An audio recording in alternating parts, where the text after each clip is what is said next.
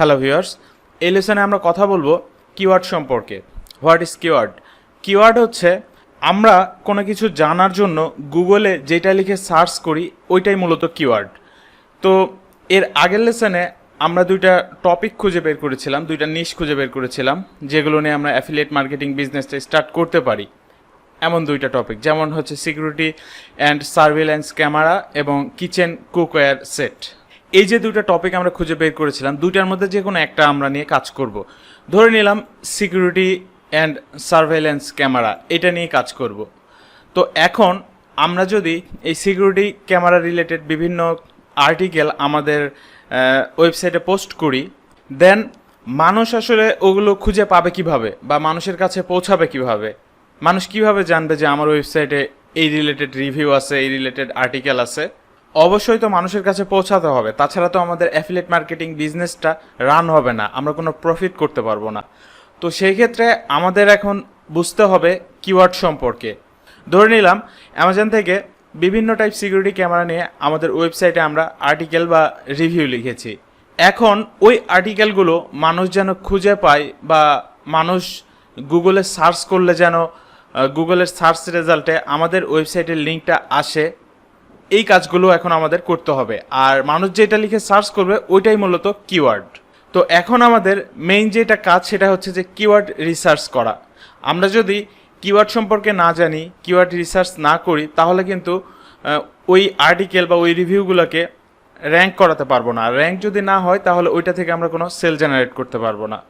So এই জন্য আগে আমাদের মেইন যেই বিষয়টা ভাবতে হবে সেটা হচ্ছে যে আমি যেই বিষয়টা নিয়ে আর্টিকেল লিখতে যাচ্ছি বা রিভিউ করতে যাচ্ছি, ওই জিনিসটা মানুষ যখন খোঁজে বা আদৌ খোঁজে কি না, বা যদি খোঁজে তাহলে কি লিখে সার্চ করে খোঁজে, এই জিনিসগুলো আমাদের জানতে হবে। আর এই জিনিসগুলোকেই বলা হচ্ছে কিওয়ার্ড। যেমন আমি যদি গুগলে যাই, দেখুন আমি এখন একটা সিকিউরিটি ক্যামেরা কিনবো বা সিসিটিভি ক্যামেরা কিনবো।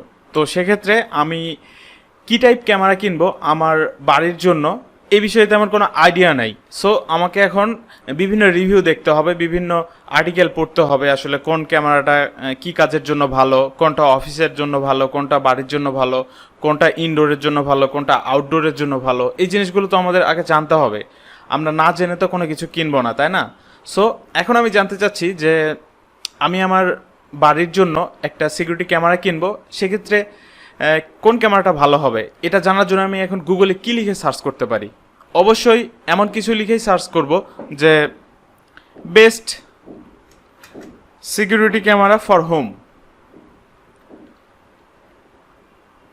দেখুন best security camera for home এটা লিখেই কিন্তু সার্চ করতে পারি, তাই না? এই যে এটা লিখে সার্চ করলাম, এটাই হচ্ছে একটা কিওয়ার্ড। আর এই কিওয়ার্ডগুলোই আমাদের জানতে হবে যে মানুষ আসলে কোন জিনিসগুলো লিখে বেশি সার্চ করে। যেই কিওয়ার্ডগুলো লিখে মানুষ বেশি সার্চ করবে ওই কিওয়ার্ডগুলোই আমরা আমাদের আর্টিকেল বা ব্লগে ট্যাগ হিসেবে ইউজ করব, যেন মানুষ এগুলো লিখে সার্চ করলে এই যে এই গুগলের ফার্স্ট পেজ, এই ফার্স্ট পেজে আসে। ফার্স্ট পেজে যখন আমাদের ওই আর্টিকেলগুলো আসবে, দেন মানুষ যখন ওই আর্টিকেলগুলোতে ক্লিক করে দেন আর্টিকেলগুলো পড়বে, রিভিউগুলো দেখবে, দেখার পরেই তো সেখানে অবশ্যই আমাদের অ্যামাজনের একটা লিঙ্ক থাকবে ওই প্রোডাক্টটা কেনার জন্য। দেন ওই লিঙ্কে ক্লিক করে অ্যামাজনে যাবে এবং প্রোডাক্টটা কিনবে এবং আমরা কমিশন পাবো। এই তো ব্যাপারটা। সো এখন আমাদের এই কিওয়ার্ডগুলো খুব ভালোভাবে রিসার্চ করতে হবে, জানতে হবে যে কোন কিওয়ার্ডগুলো মানুষ বেশি সার্চ করে, দেন কোন কিওয়ার্ডের কম্পিটিশান বেশি, কোনটার কম, কোন কিওয়ার্ডটা আমাদের জন্য প্রফিটেবল হবে, কোন কিওয়ার্ড নিয়ে কাজ করলে আমরা দ্রুত সাকসেস পাবো বা দ্রুত এই ফার্স্ট পেজে আসতে পারবো। এখানে আরেকটা বিষয় সেটা হচ্ছে যে আমাদের সবসময় চেষ্টা করতে হবে এই গুগলের ফার্স্ট পেজে আসা।